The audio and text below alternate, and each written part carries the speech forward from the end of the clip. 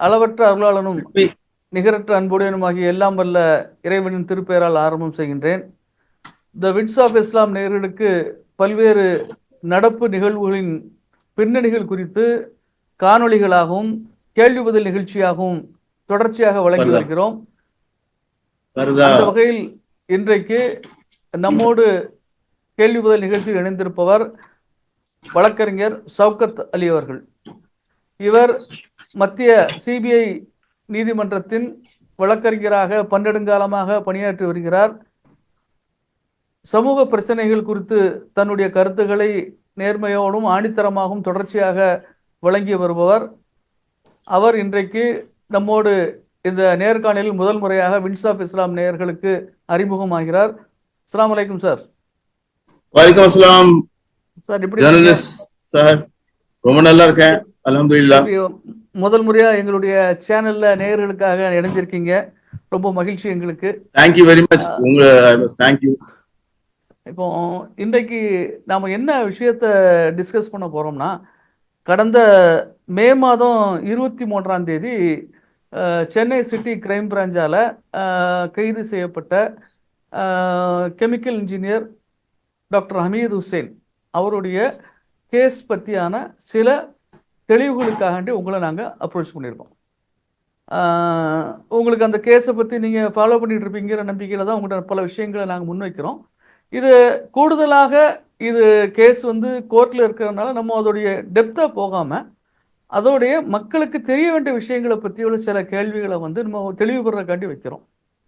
Okay, இப்போ முதல்ல என்னன்னா, இது வந்து இந்த கேஸ் வந்து சென்னை சிட்டி கிரைம் சைபர் கிரைமால 21 மே 21 மேல அன்னைக்கு அந்த கேஸ் எஃப்ஐஆர் ரெஜிஸ்டர் ஆகுது.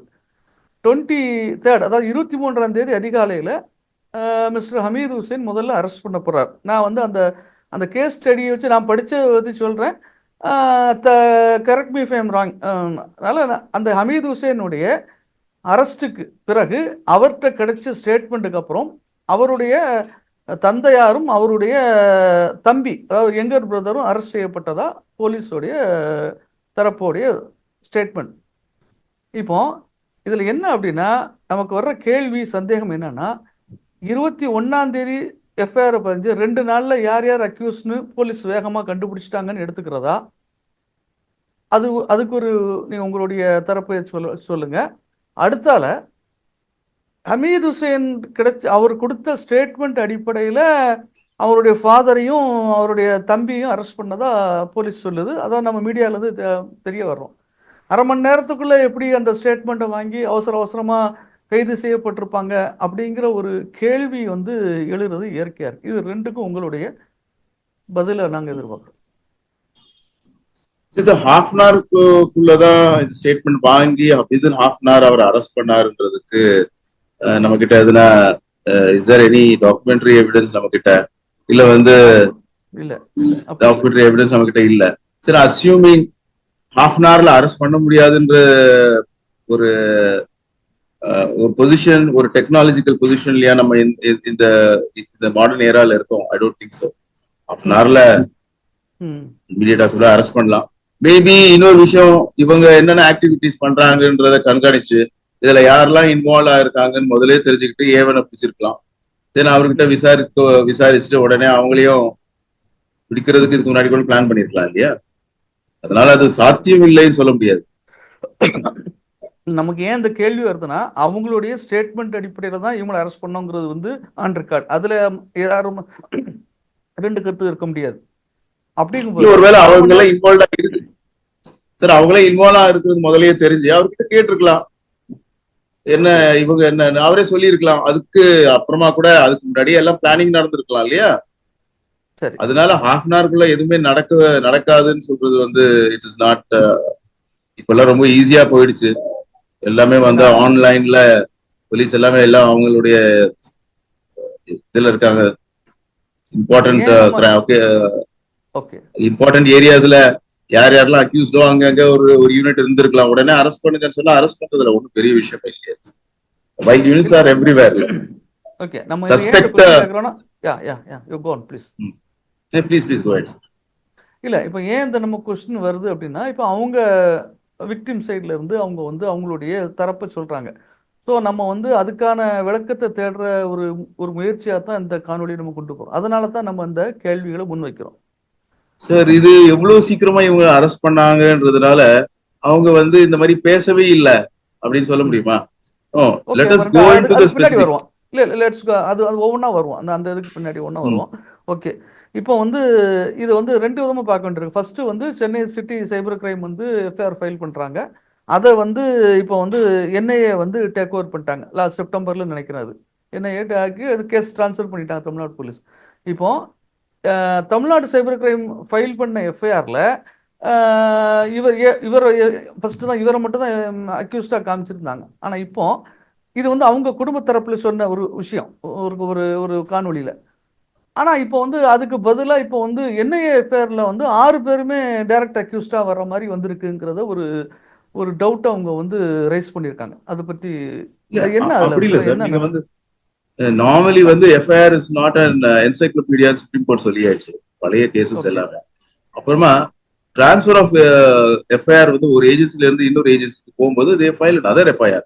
அதுல வந்து எஃப்ஐஆர் போட்டதுக்கு அப்புறமா என்னென்ன இன்வெஸ்டிகேஷன் இருக்கு, யாரெல்லாம் எஃப்ஐஆர்ல இல்லாத அக்யூஸ்லாம் யாரெல்லாம் இன்வெஸ்டிகேஷன்ல அக்யூஸ்டா போட்டுருக்காங்களோ அவங்களையும் சேர்த்து எஃப்ஐஆர்ல போடுறதுதான் வழக்கம். இது வந்து எனி டிரான்ஸ்ஃபர் எனி கேஸ் ஒரு ஒரு ஏஜென்சில இருந்து இன்னொரு ஏஜென்சிக்கு மாறும்போது அந்த ஏஜென்சி மாறின ஏஜென்சி போடுற எஃப்ஐஆர்ல வந்து எல்லாமே தான் வரும். தட் இஸ் நாட் அது ஒரு பெரிய ஃபிளாவே கிடையாது. அது எல்லாருக்குமே தெரியும், ஜூரிஸ்ப்ருடன்ஸ் தெரிஞ்சவங்களுக்கு. It is not a big flaw. அது ஒரு பெரிய ஒரு கொஸ்டின் மார்க்கே கிடையாது அந்த வெராசிட்டி ஆஃப் த எஃப்ஐஆர். இப்போ அவங்க ஃபேமிலி வைக்கிற இன்னொரு விஷயம் என்னன்னா, ஒரு ஸ்டூடெண்ட் வந்து ஒரு மிஸ்டேக் பண்ணுறாரு அப்படின்னா அதுக்கு எப்போவோ அவருக்கு கிளாஸ் எடுத்த ஒரு டீச்சர் வந்து எப்படி அதுக்கு பொறுப்பாக முடியும் அப்படின்னு சொல்லி ஜமீல் பாஷா முரின்னு சொல்லி ஒரு மௌலவி அவர் அரெஸ்ட் பண்ண விஷயம் அதோட ரிலேட்டடாக இருக்காருன்னு நினைக்கிறேன். அந்த அக்யூஸ்ட் ஒன் ஆஃப் த அக்யூஸ்ட்னு நான் நினைக்கிறேன் அந்த கேஸில். அவரை வந்து அவருடைய ஸ்டூடெண்ட் யாரோ சம்வேர் என்னதுன்னு எனக்கு டீட்டெயில்ஸ் தெரியல. அப்படி இருந்தால் நீங்கள் சொல்லுங்கள். அவருடைய செஞ்ச தவறுக்கு ஒரு டீச்சரை எப்படி நம்ம வந்து குற்றம் சாட்ட முடியும், அதை அவர் எப்படி அக்கௌண்டபிள் ஆக்க முடியும், ஒரு நியாயமான கேள்வியா தானே இருக்கு. சார் இது சொல்றது, இந்த விஷயங்கள் எல்லாம் சொல்றது ஃபேமிலி மெம்பர்ஸ்க்கு இதெல்லாம் வந்து யாரு இந்த ஆக்டிவிட்டிஸ் எல்லாம் ஈடுபட்டாங்கன்னு தெரியுமா? இல்ல அவங்களால உறுதிக்கிட்டு சொல்ல முடியுமா இவரோட ஆக்டிவிட்டிஸ்ல இவர் செஞ்ச சோ கால் அவர் ஜஸ்டிஃபை பண்ணக்கூடிய ஆக்டிவிட்டிஸ்ல இவர் இருந்ததே கிடையாதுன்னு அறுதிட்டு சொல்ல முடியுமா? சொல்ல முடியாது இல்லையா? இல்ல என்ன சொல்றாங்க, ஜமீல் பாஷாவுக்கும் இவருக்கும் என்னோட ஹஸ்பண்டுக்கோ என்னோட பிரதருக்கும் சம்பந்தமே இல்லைன்னு சொல்றாங்களா? அப்படி எதுவும் சொல்லலையே. இல்ல அப்படி சொல்லல, ஒவ்வொரு வாட்டி படிச்சாங்க அப்படின்றாங்க. இல்ல ஜமீல் பாஷா உமரியோடைய ஸ்டூடெண்ட் அவர் யாருன்னு அது என்ன கேஸை ரெஃபர் பண்றாங்க எனக்கு உண்மையிலே தெரியல. அவர் ஏதோ தப்பு பண்ண அந்த அந்த ஸ்டூடெண்ட் பண்ண தவறுக்கு ரிலேட்டடா இவர் வந்து செய்யப்பட்டிருக்காருன்னு சொல்றாங்க. அதான் என்னன்னு புரியல, அதனாலதான் உங்கள்கிட்ட கேட்கறது. சார் தட் அகைன் என்ன மெட்டீரியல்ஸ் பேஸ் பண்ணி அவங்க அரெஸ்ட் பண்ணியிருக்காங்கன்ற ஒரு பாயிண்ட் தானே. அந்த மாதிரி எந்த மெட்டீரியலையும் கிடையாது. ஒரு 12 வருஷத்துக்கு முன்னாடி அவர் என்னோட ஸ்டூடெண்டா இருந்தாரு, எனக்கு அவருக்கு சம்பந்தம் இல்லைன்னா you will get bail, you will get an acquittal, அவ்வளவுதானே. அதனால ஹமீத் ஹசன், டாக்டர் ஹமீத் இந்த மாதிரி பேசவே இல்லை, இல்ல அவர் பேசி இருந்தாரு ஆனா அது ஒஃபென்ஸ் இல்லைன்னு சொல்ல முடியுமா?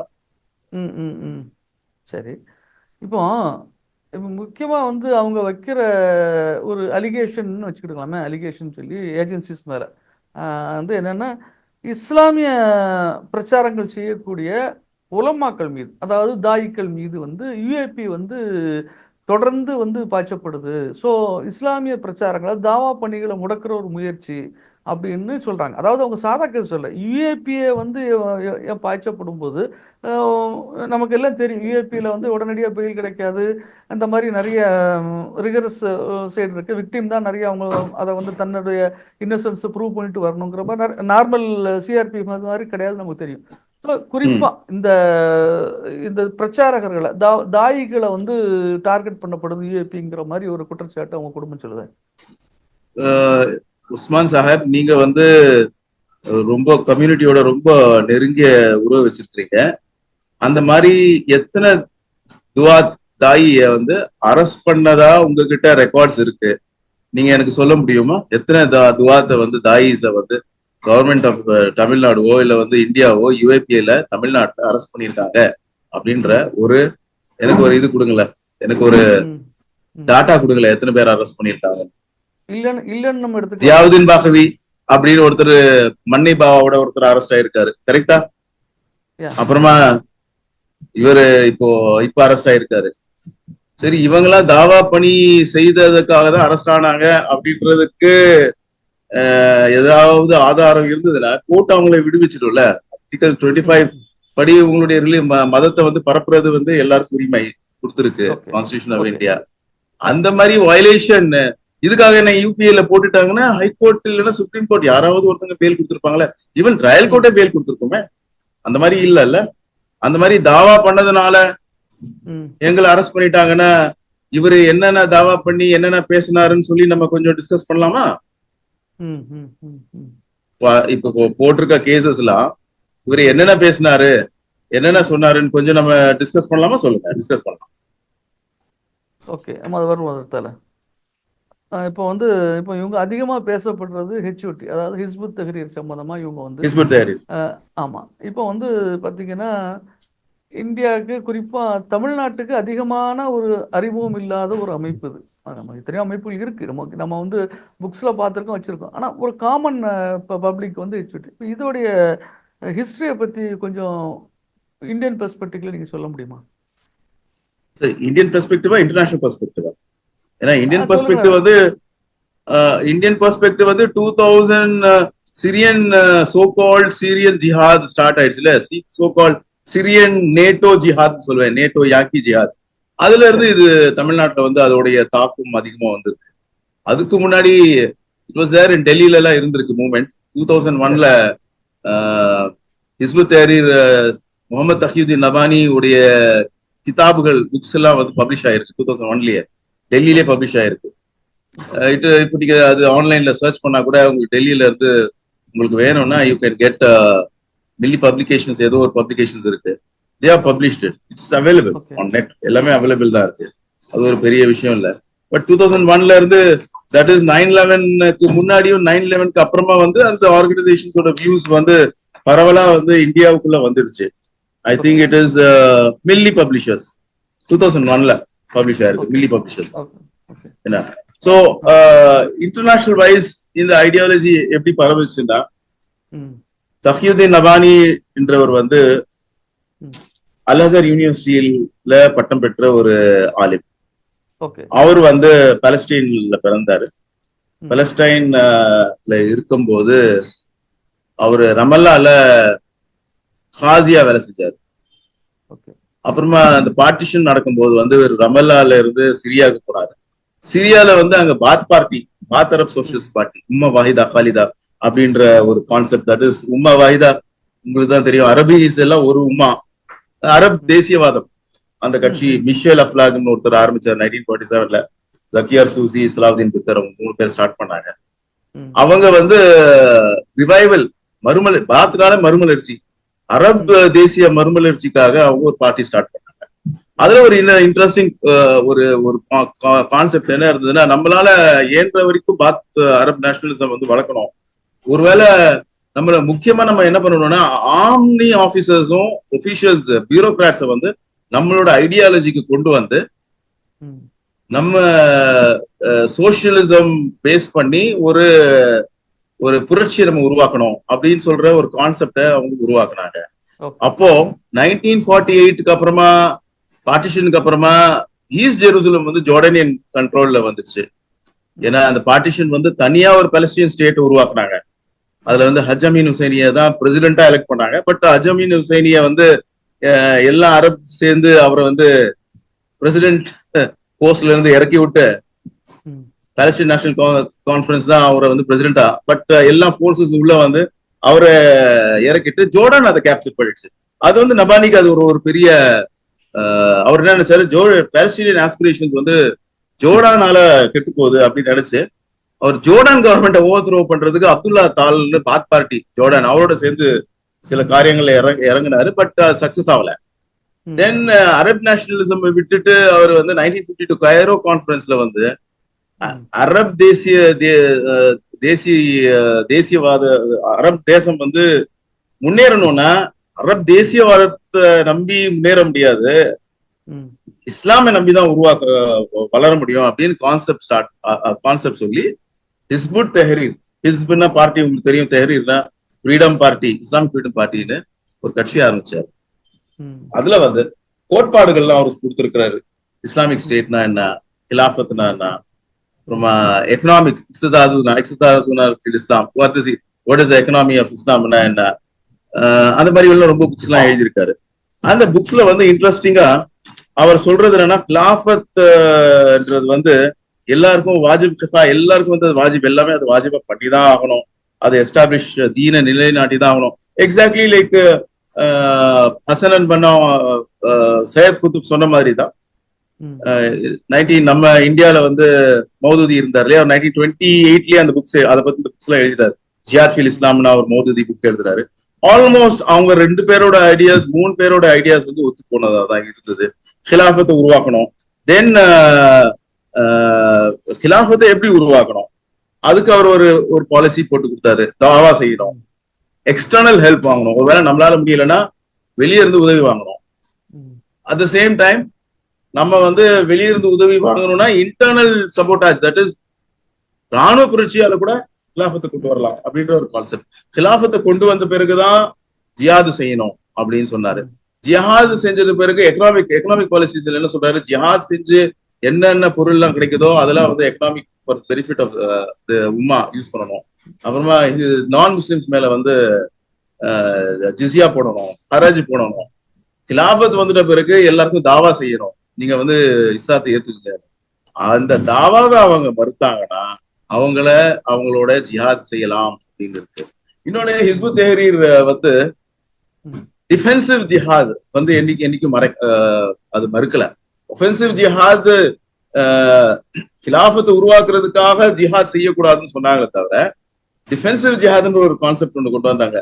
ஆக்குபைடு இஸ்லாமிக் லேண்ட்ஸ், ஆக்குபைட்னா ஆக்கிரமிக்கப்பட்ட இஸ்லாமிய நாடுகள், எங்கெல்லாம் இஸ்லாமிய ஆட்சி இருந்ததோ இப்ப அந்த இடத்துல இஸ்லாமிய ஆட்சி இல்லையோ, இல்ல வந்து வேற முஸ்லீம்லாம் இருந்து கூட இஸ்லாமிய ஆட்சி இல்லையோ, அது ஆக்குபைடு. அவங்க நம்ம மேல போர் தொடுத்தா நம்ம வந்து போர் செய்யறதுக்கு தயாராக இருக்கணும். அதுல அவர் வந்து இந்தியாவை கூட அது ஹிஸ்புத் தெஹ்ரீர் இன்க்ளூட் பண்ணிருக்காங்க. இந்தியால வந்து ஹோல் நார்த் இந்தியா வந்து ஃபுல்லாவே முஸ்லீம் நாடாதான் இருந்தது. அதனால வந்து இங்க திருப்பி நம்ம வந்து ஆக்குபைட் இஸ்லாமிக் லேண்டா இருக்கிறதுனால இது வந்து சண்டை போடலாம் அப்படின்னு சொல்லியிருக்காரு. அதே கான்செப்ட் தான் தாருல் குஃபர், தாருல் ஹர்புக்கு மேல வந்து போர் தொடுக்கணும். அது எல்லாமே வந்து அந்த கான்செப்ட்ஸை வந்து அவங்க இப்னு தைமியாவோட கான்செப்ட்ஸ் வந்து அவங்க வந்து அதுல மாறுபடல, எக்ஸாக்ட்லி அதை அப்படியே ஃபாலோ பண்ணாரு. இவரு லேட்டர் ஆன் என்ன ஆச்சுன்னா, பாத் பார்ட்டி ஃப்ரீ ஆபீசர்ஸ் ஈஜிப்ட்ல வந்து ஒரு புரட்சி பண்றாங்க, அது உங்களுக்கு தெரியும். அதுக்கப்புறமா வந்து பாத் அரப் சோசியலிஸ்ட் பார்ட்டி, ஒரு ப்ரோ பாத் பார்ட்டி வந்து ஈராக்ல வருது. ஈராக்ல வந்து மொனார்கி, தட் இஸ் அரசாட்சி, 2 கிங் ஃபாரூக் ஈஜிப்ட்லயும் இங்க வந்து ஃபைசலும் 2 பேரையும் ஒவ்வொருத்தரும் பண்றாங்க, அப்துல் கரீம் காசிம். அந்த நேரத்துல வந்து பாத் பார்ட்டி கூட ஒரு சிக்னிபிகன்ட் ரோல் 58ல 53ல 54ல 58ல வந்து ஈராக்ல ஒரு பெரிய மேஜர் ரோல் பிளே பண்ணாங்க. சோ இதெல்லாம் பார்த்தா அவர் என்ன நினைச்சாரு, நம்ம கூட சில வேலைகள் செய்யலாம் அப்படின்னு நினைச்சாரு. தென் அந்த நேரத்துல வந்து ஐசன்ஹவர் அட்மினிஸ்ட்ரேஷனுக்கு வந்து ஃபாலிங் டொமிங்கோஸ்னு ஒரு கான்செப்ட் இருந்தது. ஃபாலிங் டொமிங்கோஸ்னா ஒரு ஆட்சி 58ல ஈராக் போயிடுச்சு. ஈராக் சென்டோல இருந்தது, மீடோல இருந்தது, மிடில் ஈஸ்ட் டிஃபென்ஸ் ட்ரீட்டில. இது போனதுக்கு அதுக்கப்புறமா லெபனான்ல ஒரு பெரிய ப்ராப்ளம் இருந்தது, கமிஷன் அந்த ப்ராப்ளம் ஒன்று இருந்தது. லெபனான்ல வந்து கவர்மெண்ட் விழுற மாதிரி இருந்தது. தென் அமெரிக்கா அவங்களோட மெரைன்ஸ் அனுப்புனாங்க அந்த கவர்மெண்ட்டை விழக்கூடாதுன்னு சொல்லி. ஸோ அமெரிக்காவுக்கு வந்து அரப் நேஷனலிசம் ஒரு பெரிய சேலஞ்சா இருக்கும். ஸோ அரப் நேஷனலிசம் எப்படி கவுண்டர் பண்றதுன்னா, ஆல்ரெடி ஒரு ப்ரோக்ராம் பிரிட்டன் வந்து ஸ்டார்ட் பண்ணிருந்தான் அகேன்ஸ்ட் நாசரோட அரப் நேஷனலிசம் ஸ்டாப் பண்றதுக்கு. அந்த ப்ரோக்ராம் என்னன்னா முஸ்லிம் பிரதர்ஹுட். அவங்கள வந்து இவங்க வளர்க்க ஆரம்பிச்சாங்க. அதே 1958க்கு அப்புறமா 1960ல நேட்டோ கண்ட்ரியான டர்க்கில வந்து ஒரு ஹிஸ்புத் தஹ்ரீரோட சென்டர் ஆரம்பிக்கப்பட்டது.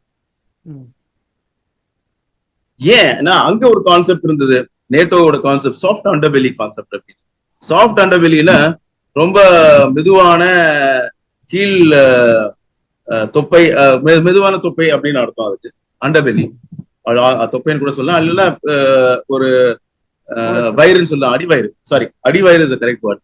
அடிவயிறு. அந்த அடிவயிறுனா என்ன, சோவியத் ரஷ்யாவுக்கு சரௌண்டிங்கா வந்து எல்லாமே முஸ்லிம் ரிபப்ளிக்ஸ் தான் இருந்தது. டர்கிஸ்தான் சோஷியலிஸ்ட் ரிபப்ளிக், அசர்பைஜான், அப்புறமா வந்து central Asian republics, Uzbekistan. So இங்கெல்லாம் வந்து நம்ம வந்து இஸ்லாமை வந்து திருப்பி பரப்பி இஸ்லாமிக் ஒரு ரெசிஸ்டன்ஸை கொண்டு வரணும்ன்றது நேட்டோட பாலிசி. நேட்டோ வந்து அவர் வந்து நபானியை வந்து ஆபீஸ் ஓபன் பண்ண வச்சாங்க டர்க்கில. டர்க்கில அவர் ரொம்ப வேலை செஞ்சாரு இன்சைட் இந்த சோவியத் முஸ்லிம் ரிபப்ளிக்ஸ்ல வந்து ரொம்ப வேலை அவங்க செஞ்சாங்க. 1977 அவர் இறந்துட்டாரு. அதுக்கப்புறமா அவருடைய சக்சஸர் ஜல்லூம்னு ஒருத்தர் வந்தார். அவரு இன்ட்ரெஸ்டிங் புக் ஒன்று எழுதுறாரு, ஏன் நம்ம வந்து கிலாஃபத் ஏன் நம்ம இழந்தோம் அப்படின்னு புக்கு. அந்த புக்ல வந்து அவர் கிளியரா ஒரு பாலிசி கொடுக்குறாரு. Clash of civilisation. ஹண்டிங்டன் ரொம்ப நேரத்துக்கு அப்புறமா தான், ரொம்ப வருஷத்துக்கு அப்புறம் அதை எழுதினா, அதுக்கு முன்னாடி இவர் எழுதிட்டாரு. தட் இஸ், இது வந்து கிளாஷ் ஹிலாஃபத் வர்சஸ் நான் ஹலீஃபா ஃபோர்ஸஸ் வந்து நடந்து கொண்டே இருக்கும் அப்படின்ற ஒரு கான்செப்ட போடுறாரு. ஸோ அந்த நேரத்துல தான் you have the Soviet occupation of Afghanistan. Soviet அவங்களோட ஆளுங்க ஹபீசுல்லா அமீன் அவர் பார்ட்டி அவருடைய சிம்பத்தைசரையே வந்து கொலை பண்ணிட்டு ட்ரூப்ஸ் உள்ள அனுப்புனாங்க. அப்புறமா அது வந்து PDP communist take over, full communist take over ஆச்சு. அந்த நேரத்துல வந்து Zbigniew Brzezinski, national security adviser Carter, அவர் வந்து பெஷாவர்ல மற்ற இடத்துல எல்லாம் போயிட்டு இது வந்து ஜிஹாத் நீங்க செய்யணும், இது வந்து உங்க ரிலிஜனுக்கு இந்த காட்லெஸ் கம்யூனிசம் இதை வந்து ஒழிக்கிறதுக்காக ஜிஹாத் செய்யணும்னு சொல்லி அங்க இருக்கிறவங்க எல்லாம் வந்து ஆல் வெப்பன்ஸ் ட்ரைனிங் எல்லாமே அவங்க கொடுத்தாங்க. இதுல வந்து ஹிஸ்புத் தஹ்ரீரோட கான்செப்ட் கூட இதுக்குள்ள நுழைஞ்சிடுச்சு. பிகாஸ் ஹிஸ்புத் தஹ்ரீர் முஸ்லீம் பிரதர்ஹுட் அவங்களுடைய ஆல்மோஸ்ட் ரொம்ப இது மேட்ச் ஆனதுல இந்த 1970s 80sல கூட அவங்களுடைய ஐடியாலஜினும் ப்ராமினன்ஸ்க்கு வரல. ஏன்னா most of them were from Egypt. ஆப்கானிஸ்தான்ல வந்தவங்க எல்லாம் ஈஜிப்டும் சவுதியில இருந்து வந்தவங்க தான். அவங்க கொண்டு வந்த கான்செப்ட் வந்து முஸ்லிம் பிரதர்ஹுடோட கான்செப்ட், அப்துல்லா ஆசம் அவங்க அந்த கான்செப்ட் தான் இருந்தது. ஏன்னா 1962 வந்து சையத் குத்துபோட பையன் வந்து சவுதிக்கு போயிடுறாரு. அவரை அங்க கூப்பிட்டுட்டு சவுதியில என்ன பண்றாங்க, அவர் அந்த ஒரு யூனிவர்சிட்டி ஸ்டார்ட் பண்ணா, I don't name that university. அந்த யூனிவர்சிட்டியில ரெக்டரா இவர் இருந்தாரு. அந்த யூனிவர்சிட்டியோட சிலபஸ்ல வந்து இவங்க தான் பண்ணது. So at the same time 1970s 80sல வந்து சாதாத்தோட மர்டர்ல அரெஸ்ட் ஆன ஒரு இஜிப்சியனே வந்து ரிலீஸ் பண்ணி பெஷாவருக்கு கொண்டு வந்தாங்க. அது யார் கொண்டு வந்தாங்க? அமெரிக்கா தான். ஸோ எல்லாமே வந்து அங்க முஸ்லிம் பிரதர்ஹுடும் இஜிப்சியன் ஐடியாலஜி தான் அதிகமா இருந்தது. ஹிஸ்புத் தஹ்ரீரோட ஐடியாலஜி டிட் நாட் ஃபைண்ட் ஒரு ஃபுட்ஹோல்ட் வரல. பட் ஹிஸ்புத் தஹ்ரீரோட ஃபுட்ஹோல்ட்லாம் எங்க இருந்ததுன்னா சென்ட்ரல் ஏஷியால இருந்தது. பிகாஸ் டர்க்கி ரஷ்யாவுக்கு அகேன்ஸ்டா, சோவியத் யூனியனுக்கு அகேன்ஸ்டா வந்து மோஸ்ட் ஆஃப் தெம் வந்து டர்கிஷ் பீப்புள் தான். இந்த உஸ்பெகிஸ்தான் எல்லாமே தே ஆர் மிக்சட். டர்க்மெனிஸ்தானும் டர்க்கி பீப்புள் தான். துர்க்கி பீப்புள் இருந்ததுனால தேவர் ஏபிள் டு இந்த ஐடியாலஜி வந்து டர்கிஷ் இன்டெலிஜென்ஸ் வந்து ரொம்ப உள்ள கல்ச்சரல் டர்கிஷா இருந்ததுனால இந்த ஐடியாலஜியை அவங்க உள்ள புகுத்துட்டாங்க. ஸோ இந்த ப்ராப்ளம் எப்போ வருதுன்னா, after the fall of Soviet Union and after the fall Russia வருது. ரஷ்யாவுக்கு அப்புறமா இந்த முஸ்லிம் ரிபப்ளிக்ஸ் எல்லாம் தனித்தனியா போடுறாங்க, இண்டிபெண்டா போடுறாங்க. அந்த நேரத்துல வந்து ரஷ்யாவை ஒழிக்கணும். ரஷ்யா ஈவன் எல்சினோட ரஷ்யா கூட வந்து அமெரிக்கா விரும்பல. அதுக்காக செச்சனியால ஒரு பெரிய ப்ராப்ளம், செச்சனியால சென்ட்ரல் ஏஷியாஸ்ல அந்த ப்ராப்ளம்ஸ் எல்லாம் கிரியேட் பண்ணது வந்து ஹிஸ்புத் தஹ்ரீரோட கார்டர்ஸ் தான். அதனாலதான் then at the same time you have this Bosnian problem. அதனால Russia was the first ban 1999ல ஒரு கிரிமினல் ஆர்கனைசேஷன் சொல்லி ஹெச்டியை டிக்ளேர் பண்றாங்க 99ல. பிகாஸ் அவங்க வந்து செச்சன்யால யுகோஸ்லாவியால இவங்களோட ப்ராப்ளம்ஸ் எல்லாம் ஃபேஸ் பண்ணதுனால ரஷ்யா கூட வருது. they declare this as a criminal organization.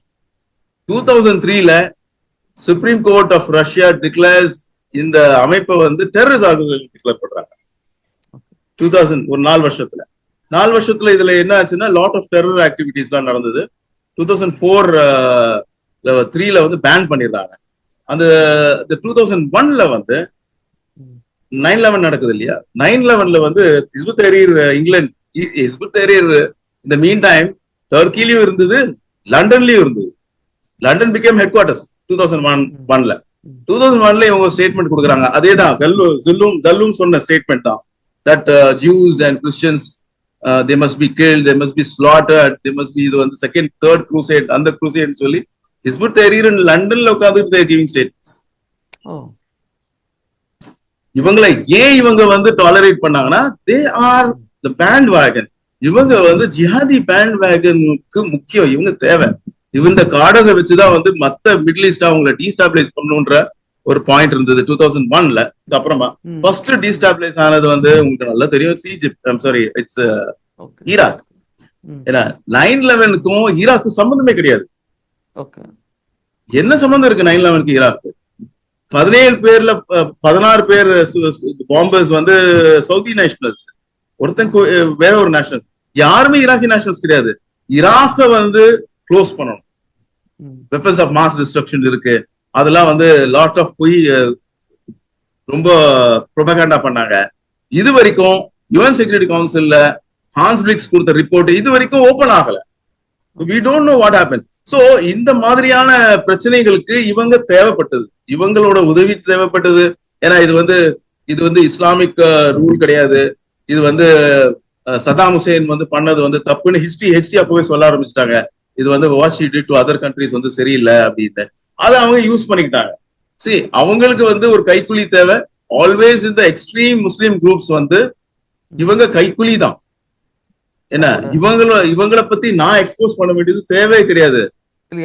கண்மணி நாயகம் எல்லாமே எக்ஸ்போஸ் பண்ணிட்டு போயிட்டாரு. அது ஹதீஸ்லயே இருக்கு, ஒரு கூட்டம் எப்படி வரும், என்ன வரும், எப்படி வருவாங்க, அவங்க குரானே சொல்லிக்கிட்டு ஓதி கொண்டு இருப்பாங்க. ஆனா கழுத்து குரல் வழி கொள்ள இஸ்லாம் போய் அவங்களுக்கு சேராது அப்படின்னு கிளியரா அவங்க ஆல்ரெடி எக்ஸ்போஸ். இவங்க எது வரைக்கும் வருவாங்கன்னா இவங்களுக்குள்ள இருந்துதான் தஜ்ஜால் வருவான்னு இருக்கு.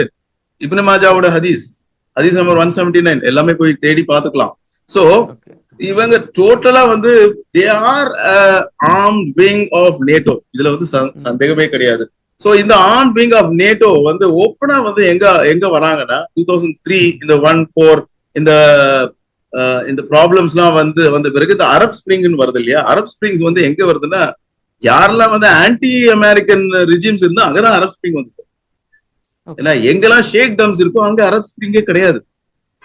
அங்க எல்லாமே எவ்ரிதிங் வாஸ் பெர்ஃபெக்ட். ஆனா இங்கதான் யாரெல்லாம் வந்து ஆன்டி அமெரிக்கன் இருந்தாங்களோ அங்க ஒரு ப்ராப்ளம் வந்தது. சோ அங்க ஒரு மேஜர் இஷ்யூ வந்து 2001-2003 வந்து major issue was Russian presence in the Mediterranean. இதை எப்படி எடுக்கிறது? ரஷ்யன் பிரசன்ஸ் இருந்தா, பிகாஸ் மெடிட்டரேனியன்ல ரஷ்யா இருக்கிறது ரொம்ப முக்கியம். ரஷ்யாவுக்கு வந்து எங்கேயுமே வந்து hot water warm water ports கிடையாது, வார்ம் வாட்டர் பேசஸ் கிடையாது. ஒரே ஒரு பேஸ் ரஷ்யாவுக்கு அவுட் சைட் ரஷ்யா இருக்குன்னா அது வந்து சிரியா தான். சோ அதை சிரியாவை ஒழிக்கணும். எப்படி ஒழிக்கணும்? ஃபர்ஸ்ட் சிரியா வந்து நீங்க லெபனான்ல இருந்து வெளியேடுங்க. இது எல்லாம் லெபனான்ல இருந்து வெளியேடு தொடர்புள்ள விஷயங்கள் தானே? எஸ், எல்லாருக்குமே லெபனான்ல இருந்து இவங்களை வெளியேடுங்க. நீ நிறைய வரலாற்று சம்பவங்களை சொன்னீங்க, இதுக்கு எல்லாம் நிச்சயமா ஆதாரங்களும் ஆவணங்களும் இருக்குன்னு நான் நம்புறேன். எஸ், ஆதாரங்களும் ஆவணங்கள் இல்லாம நான் எப்பவுமே பேச மாட்டேன். எதுக்கு நான் பேசணும்? சரி, லெபனான்ல இருந்து அவங்கள வெளியேற்றினாங்க அந்த ரஃபிக் ஹரீரி மர்டர்னு சொல்லி. தென் அதுக்கப்புறமா லெபனான் மேல ஒரு ஆக்கிரமிப்பு நடந்தது 2006. அது உங்களுக்கு தெரியும், அது என்ன ஆயிடுச்சுன்னு சொல்லிட்டு. தென் இதுக்கப்புறமா வந்து இது அவங்களால ஒண்ணும் பண்ண முடியல. ஏன்னா 2006 அவங்களுடைய ஒரு பெரிய ஹோப் அப்படின்னு சொல்லுவோம் இல்லையா, படுதோல்வி அடைஞ்சு ஓடிடுச்சு. அவங்க கமிஷன் ரிப்போர்ட்டே இருக்கு, வினோகிராட் கமிஷன் ரிப்போர்ட். சீஃப் ஜஸ்டிஸ் இருந்தாரு, அவர் ரிப்போர்ட் கொடுத்தாரு. நம்ம ஆர்மி வந்து மண்ணுல வந்து நம்மளோட ஆர்மியோட தலை இருந்தது, அந்த மாதிரி நம்மள அடிச்சாங்க அப்படின்னு அவங்க ரிப்போர்ட்ஸே இருக்கு. So they were not able to defeat சிரியாவை வந்து அங்க தோக்கடிக்க முடியல லெபனான்ல. அதுக்கப்புறமா என்ன ஆகுது, டைரக்டா சிரியாவை வந்து டார்கெட் பண்ண நம்ம ஆரம்பிச்சாங்க. கொஞ்சம் ஆனா இந்தியாவுக்கு அதுக்கு வருவோமா? முன்னாடி இல்ல டார்கெட் இல்ல பண்ணது நம்ம ஆ, கொஞ்சம் இந்தியாவுக்கு வருவோமா என்ன இது விஷயமாக உள்ள ஆ, விஷயங்களை? இல்ல நான் சொல்லிடுறேன். அதுக்கப்புறமா என்ன அவங்க யாரை டார்கெட் பண்ணாங்க? லிபியாவை டார்கெட் பண்ணாங்க. அங்கேயும் இதுதான். அங்க வந்ததெல்லாம் வந்து பெரிய ஜிஹாதிஸ் தான் எல்லாமே. எல்லாம் வந்து ம், வெப்பன்ஸ் எல்லாம் வந்து மேல இருந்து ஹெவன்ல இருந்து தான் வந்தது அவங்க வெப்பன்ஸ். அது சப்ளை பண்ணுது NATO. So they have um, destroyed one country. They um, have destroyed one country Libya. Um, then லிபியால இருந்து தே கேம் சிரியா. ம், அப்போ இங்க இந்த ஐடியாலஜிக்கலி லிபியால இன்ட்ரெஸ்டிங்லி சிரியால என்ன ஆயிடுச்சுன்னா அந்த வார் ரூம் வாஸ் இதுல ம், டர்க்கில இருந்தது. அண்ட் தென் டர்க்கி என்ன பண்ணுச்சு, இந்த பழைய கான்டாக்ட்ஸ் இருந்ததுல இந்த டர்க்கிஷ் பீப்புள் ம், அவங்கள யூஸ் பண்ண ஆரம்பிச்சிட்டாங்க. இப்போ ம், அது அதோட பேஸே வந்து எங்க இருக்குன்னா, எங்கெல்லாம் டர்க்கிஷ் கண்ட்ரோல் இருக்கோ, பாப்புலேஷன் இருக்கோ, அங்க இருந்தா ஸ்டார்ட் ஆனாங்க. லைக் மோசூல் ஃபுல்லா. மோசூல் வந்து ஆக்சுவலி டர்க்கிஷ் மெஜாரிட்டி, துர்கமான் அந்த ஏரியால. ஸோ தே அங்கிருந்து ஸ்டார்ட் ஆகுது ஒரு மூமெண்ட். அது என்ன, அது லேட்டர் ஆன் வந்து ஐஎஸ்ஐஎஸ் மாறிடுது. ஓகே. இப்போ நம்ம 2014ல இதே எக்ஸ்கியூஸ் மீ இல்ல இது 2014ல இல்ல ஹிஸ்புட் ஒரு நிமிஷம் தெஹரீர் இல்ல ஒரு ஹிஸ்புட் நிமிஷம் தெஹரீர் என்ன சொல்றாங்கன்னா, ஹிஸ்புட் தெஹரீர் ஆஸ்திரேலியா என்ன சொல்றாங்க, தட் இந்த ஐஎஸ்ஐஎஸ் வந்து எங்களுடைய ட்ரீம் கிலாஃபத்தை உருவாக்கும். So Australian prime minister Abbott சொல்றது ஐஎஸ்ஐஎஸ்க்கு அகைன்ஸ்டா பேசுறது தவறு அப்படின்னு சொல்றாங்க. அங்கே இருந்து ஹிஸ்புட் தஹரீரோடைய activities funded by NATO, funded by Turkey start ஆகும். இந்த பிரதிபலிப்பு தான் இந்தியாவில், எஸ்பெஷலி தமிழ்நாடு. உங்களுக்கு தெரியும், தமிழ்நாடுல இருந்து 2-3 பசங்க, 4-5 பசங்க இங்க இருந்து போயிருக்கிறாங்க. ஒரு பையன் சிங்கப்பூர்ல இருந்து வந்தான், ஹிஸ்புத் தஹரீர் பாய். அவன் வந்துட்டு அங்க நான் போனேன், அங்க ரொம்ப நல்லா இருக்குன்னு சொல்லி ரொமான்டிக் ஸ்டோரிஸ் எல்லாம் சொல்லி இங்க இருக்கிற பசங்க எல்லாம் அங்க எல்லாம் போனாங்க. அவங்க பேசிக்கலி முதல்ல ஹிஸ்புத் தஹரீர்ல இருந்தாங்க. தென் லேட்டர் ஆன் அங்க போயிட்டு ஐஎஸ்ஐஎஸ்ல ஜாயின் பண்ணாங்க. திருப்பி வந்தாங்க, ஓகே இங்க ஓகே. இந்தியாவுக்கு இப்போ வந்துட்டாங்க. நம்ம அங்க இது ஒண்ணுமே விஷயமாக இப்போ நம்ம முதல் பாட்டு நம்ம முடிச்சிருக்கோம்.